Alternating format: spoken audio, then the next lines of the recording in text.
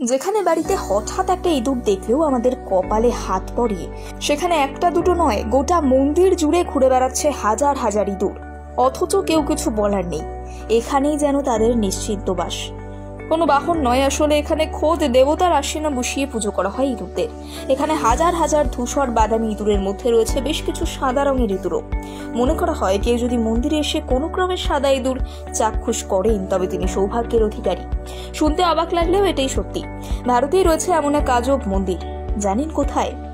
রাজস্থানের বিকানের শহর থেকে প্রায় 30 কিলোমিটারের পথ। মন্দিরের নাম করণী মাতা মন্দির। পুরাণ মতে দেবী দুর্গারই এক বিশেষ রূপ হলেন এই করণী মাতা।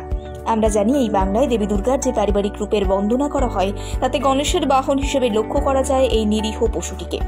যদিও ঠিক কতটা নিরীহ বলা যুক্তিযুক্ত তা যথেষ্ট আলোচনা সাপেক্ষ। গৃহস্থ বাড়িতে ঢুকে নিমেষের মধ্যে সব কেটে কুটে তছনছ করে দেয়, তখন আর মোটেও তাকে সব বিশেষ নিরীহ ভাবা যায় না এদের। কিন্তু দেবীর পুজোর সঙ্গে কিভাবে জড়িয়ে গেল এই ছোট্ট পশুটি, তার পিছনে রয়েছে অন্য এক রহস্য। বাজার চলতে ইঁদুর মারার ওষুধের সঙ্গে বেজায় মন্দার সম্পর্ক এই মন্দিরের। এখানে কোনো ইঁদুরদের ক্ষতি করা হয় না, কারণ এই মন্দিরে ইঁদুরকে দেবতা জ্ঞানে পুজো করা হয়। কথিত আছে দেবী দুর্গার অপর রূপ করণী মাতার ছেলে লক্ষণ একবার কপিল নদীতে স্নান করতে গিয়ে জলে ডুবে মরে। করণী তখন যমরাজের কাছে তার ছেলের প্রাণ ভিক্ষা চান, কিন্তু যমরাজ তার ছেলেকে ফিরিয়ে না দিয়ে তাকে নাকি সমস্ত সন্তানদের ইঁদুর বানিয়ে দেয়। যদিও এই সমস্ত পুরনো মন্দিরের সঙ্গে জড়িয়ে থাকা রহস্য নিয়ে বেশিরভাগ ক্ষেত্রেই মতভেদ এবং বিতর্কও লক্ষ্য করা যায়।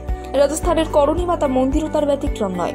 এ বিষয়ে প্রচলিত একটি ভিন্ন মত হলো, বেশ কিছু বছর আগে অনেক সেনা যুদ্ধক্ষেত্র থেকে প্রাণ ভয় নিয়ে আশ্রয় নিয়েছিল এই স্থানে। তখন করণী মাতা নাকি তাদেরকে রক্ষা করতে ইঁদুরে পরিণত করে দেন। সেই থেকেই এখানে ইঁদুরকে কেউ হত্যা করে না, বরং খাবার জল দিয়ে দেবতা জ্ঞানে পুজো করেন। এই শহরের বাসিন্দাদের মধ্যে আরও একটি বিশ্বাস প্রথিত। মনে করা হয় মৃত্যুর পর সকলেই নাকি এই মন্দিরে ইঁদুর রূপে জন্ম লাভ করে। বর্তমানে মন্দিরে রয়েছে প্রায় 20 থেকে 30 হাজারের কাছাকাছি ইঁদুর, যাদের মধ্যে অবশ্য কালো ইঁদুর সংখ্যায় বেশি, তবে অল্প কিছু সাদা ইঁদুরও রয়েছে। এই সাদা ইঁদুরগুলিকে মনে করা হয় অত্যন্ত পবিত্র। ভক্তির দৌড় ঠিক কতটা তার প্রমাণ মেলে প্রচলিত একটি প্রথায়। দুর্ঘটনার ফলে যদি মন্দিরের কোনো ইঁদুর মারা যায় তাহলে সোনা বা রূপো দিয়ে নতুন ইঁদুর তৈরি করে দেওয়ার রেওয়াজ আছে এখানে। বাইরে থেকে দেখতে খুবই সুন্দর এই মন্দিরটি। স্থাপত্য এবং অলঙ্করণের দিক থেকে তাকালে রীতিমতো তাক লেগে যায়। প্রতিদিন ভোর 4টের সময় খুলে দেওয়া হয় রাজস্থানের এই বিশেষ মন্দিরের দরজা। সারাদিন এখানে অগণিত ভক্তের ভিড় উপচে পড়ে। দরজা বন্ধ হয় রাত 10টায়। দুধ তো বটেই, তাছাড়া নাড়ু এবং মিষ্টি ভোগ হিসেবে খেতে দেওয়া হয় মন্দিরের ইঁদুরদের। এমনকি ইঁদুরের উচ্ছিষ্ট খাবার প্রসাদ হিসেবে পাওয়ার জন্য বিশাল লাইনও পড়ে।